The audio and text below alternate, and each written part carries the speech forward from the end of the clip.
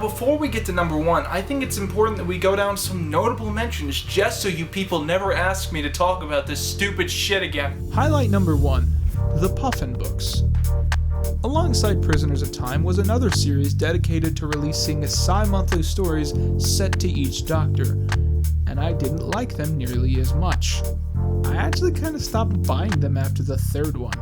I know I praised A Big Hand for the Doctor, but it's more because I kind of thought that I had to. It was okay. Second book, weird, okay. Third book, it was alright. I wasn't making a lot of money that year. I was basically just burning down my Christmas money, and it seemed like I was wasting a lot of it on this crap, so excuse me if I didn't stay dedicated very long to this boring, forgettable, average series that everyone has already forgotten about. Highlight number 2, The Doctors Revisited. The Doctors Revisited was an attempt by BBC America to do mini documentaries on current and previous Doctor Who stories and actors, and it's really pretty badly done. I think that the main problem is that other than Moffat, most of the people haven't watched these episodes in like 20 or 30 years, so they don't know what the hell they're talking about, and there's this weird underlying bias to it. I think someone in the Hartnell episode literally says it gets better later on. Actually forgot about this thing until I opened the original document for this review. Wouldn't have talked about it otherwise. Really not worth the time. Highlight number 3, any Big Finish audios I didn't mention. Big Finish is sort of a factory of big important stories that come out every month, and I don't listen to a lot of them because, again, I'm poor. And of course, there were a lot of these in 2013, most of which I missed out on. One of the things they did was pretty much the exact same concept for Prisoners, but done with a series of audios. I listened to a few of them, and I don't remember much. Pretty much, it's only notable for being the first new series stuff that Big Finish was able to do since they collabed with AudioGo. And other than that, it's basically just a couple of audiobooks featuring either original cast members or Nick Briggs doing okay impersonations. They also did 3 audio stories all set in 1963 with 1963 as the wrapped up title. And I got the chance to listen to the Colin Baker audio. It was pretty dank, man. There was a dog, the dog came back to life, and she was like shooting people. There were Russians, the Americans had a moon base that they didn't tell anyone about, and I'm not making any of that up, it's glorious. But of the 3 audios that I could have listened to, I apparently listened to the wrong one, because it's the only one that has nothing to do with the anniversary season. If you really want an audio story about the band that Susan is listening to in the first episode, well, this series has got you covered. Otherwise, there's a Remembrance of the Daleks sequel. I can't say if either of these are good or bad. I can just say that I didn't listen to them, and that they definitely exist. Finally, I wanted to check back up on a bonus audio that came with the light at the end. The Time Museum, which I actually kinda liked a lot more than Light, and it's certainly a better anniversary story. It follows Ian Chesterton, who wakes up in a museum chronicling his life's adventures throughout time and space as he flees from a horde of ghostly remnants who chase him alongside his mysterious partner. It's a fantastic character study that really shows off what Big Finish can do where other mediums would be limited. So if it's better than The Light at the End, why isn't it on this list? Well, it's a sidestep. Kind of like Name, it's just another treat on the side. It would just seem out of place amongst all the other giants on this list. But it's still fantastic, and I certainly recommend checking it out. Highlight number 4, The Birthday Boy. I'm not paying $70 to read a shitty dream sequence comic. Highlight number 5, Doctor Who and the Last Stand. As some of my fans may know, from a previous video I did, I'm extremely amused by Doctor Who comics that are extremely short, but still try to tell a complete story in that time. Case in point, working title, Doctor Who and the Last Stand, a comic by Who icon and elder Lee Sullivan, printed in a book meant to collect the many stamps released that year. Let's just stop and take a real close look at the plot of this majesty. The Doctor and Amy arrive at a specific set of coordinates at a specific time. There they find an army of the Doctor's greatest enemies waiting for them. A Dalek, a Cyberman, and Ood for some reason, and a weeping angel who doesn't move throughout the entire comic for obvious reasons. The Dalek tries to blast at the Doctor but misses, so the Doctor and Amy leave because they have no reason not to. On the edge of my seat. There was a lot of other stuff that came out. There were some stamps, there were some coffee mugs, there were another couple audio dramas, a huge audio series, even some books, but honestly, I can't be bothered. I just can't imagine sitting through those things right now, so they're not going to be on the list. I'm sorry. And with that, let's not hold back for even one more second. And now, the #1 anniversary story of 2013. Some people will tell you that An Unearthly Child really is a dry, worthless story that simply has nothing of real value to contribute.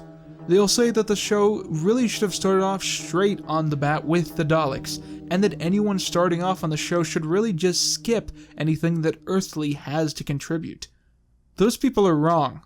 An Unearthly Child, or 10,000 BC, is a fantastic character study that sets in place the dynamics between the TARDIS crew, as well as how each of them will interact with the world around them.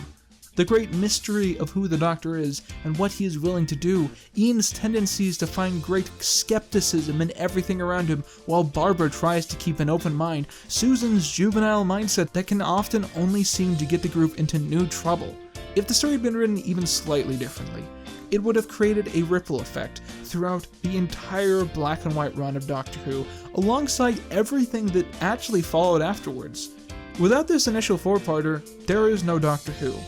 No TARDIS, no Doctor, no anniversary.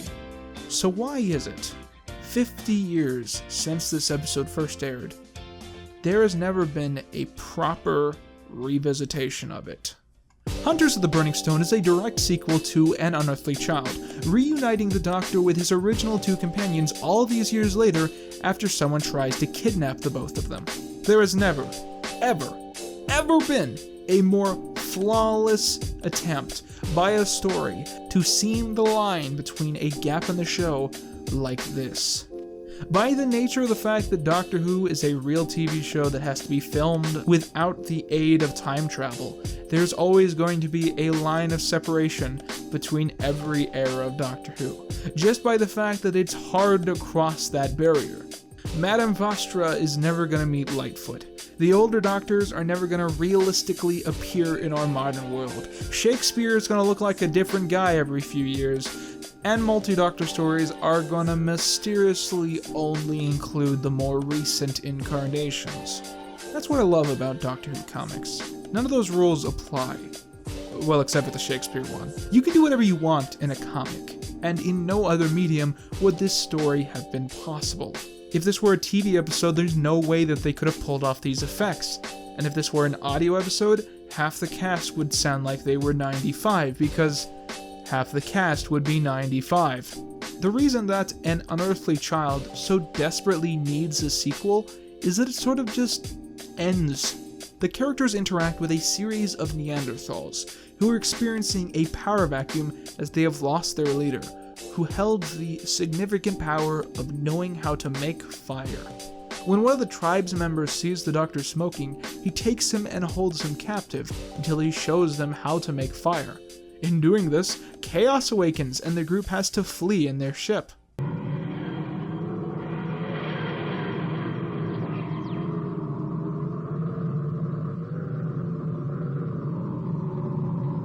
This comic puts forward that after the TARDIS team disrupts this society, another group of aliens, much like the writers, decides to follow up where they had left off, giving the cavemen access to physical metal that bends at their own will.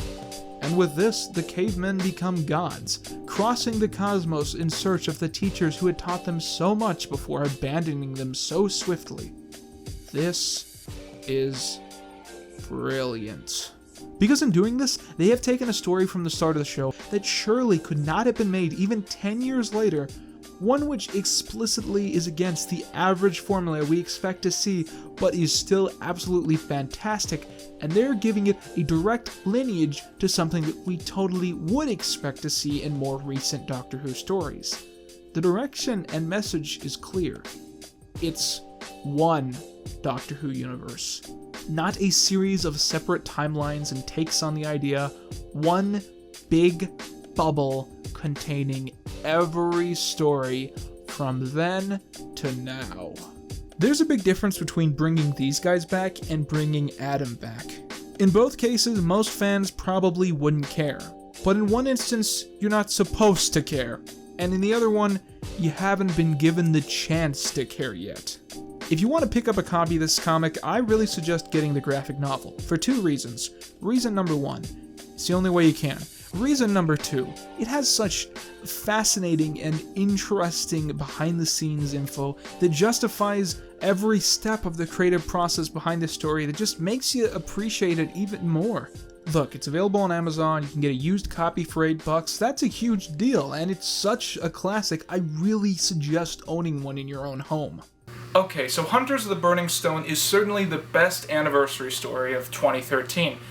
But would I call it the best Doctor Who comic of all time? I don't know. There's a couple stories that I feel like compete pretty closely there. And we'll talk about that. Never, because I fucking quit! Yeah guys, I hate to say it, but this might be the last video for a while. I don't know what else to say really, but it's just that it's suddenly gotten a lot harder to make these things. I know it sounds childish, but it feels like the more work I do and the more proud I am of these things, the less people seem to want to watch my content. And in a situation where I need to be pulling all of my energy towards saving up for my future, I can't keep doing such an all-encompassing hobby that takes up so much of my time. But I just want you guys to know that this has been special to me.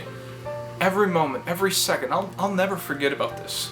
No matter where I end up in life, or where I don't, you know, I'll always have been an internet reviewer for like a couple weeks in there. And it's all been thanks to you. The special people out there. Look. Excuse me, my my phone is ringing.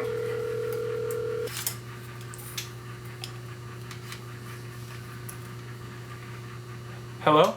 How's it swinging, robo-fag? Strong Mistress Justice. John Miss. It's John Miss. Strawman.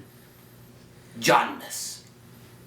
Oh, sorry man, I'm honestly pretty bad with names. Typical of a man who would want to quit so easily. So you want to end it already, huh? Wow, news travels fast. Good job, Internet. Well, I've got news for you, Laszlo Sand. You can't just walk away from some horrendous experiment halfway through. What you talking about, John Miss? You've made so many promises, my friend. So many things that you said you would and would not do. But you always forget about that one video. The one most essential video to your format as it stands and its coherency. Prisoners in Time number 2? What? No! The 5 Doctors. No! The Probe series! We've done this fucking bit before. You don't just get to reuse bits because it's a fucking anniversary special, you sniveling, Harmony Gold defending, rape apologizing cunt! Okay, I'll take the bait. What's the one thing that I promised to review that I have to review?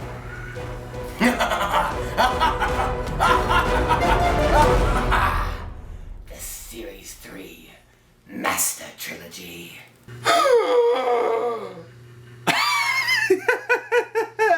You ninny? You noob? You come in here acting like you know everything about me. You don't know jack. Man, I reviewed those 3 episodes. It was like my 8th video. Actually, I'm looking at it right now. Your 8th review was just an editorial on the TV movie. Okay, fine, smartass. It was my 9th video. Wait, no. My 9th video was the 2 Doctors. And then I kind of quit after it. Wait a minute. Okay, January 2016 is before that. December 2013. Here we go, June 2013. Started filming the Master Trilogy review. I started filming the Master Trilogy review?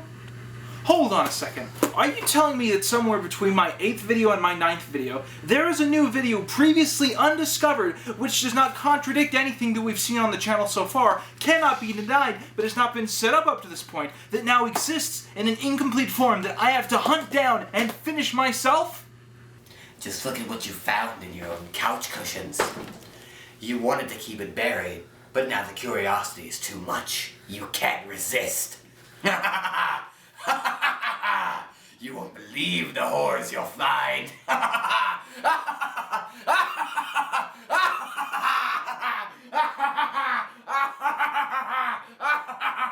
Do you hear me laughing? I'm laughing at you. Hey man, gotta finish this review, bye. Wait, no! Don't you hang up on me. You think this is over? I'll find you, I swear to God. When I do, I'll kill the shit out of you. When they find you, they'll have to redefine the term of murder for what I'm gonna do to you. There'll be a picture of your name, and it'll be called Murdercide, because there is no way you will be recognizable as a human being when I'm done with you, you son of a bitch. Are you still there? I know you hung up. Come back! I mean it! What I did without choice. I know. In the name of peace and sanity. But not in the name of fair use.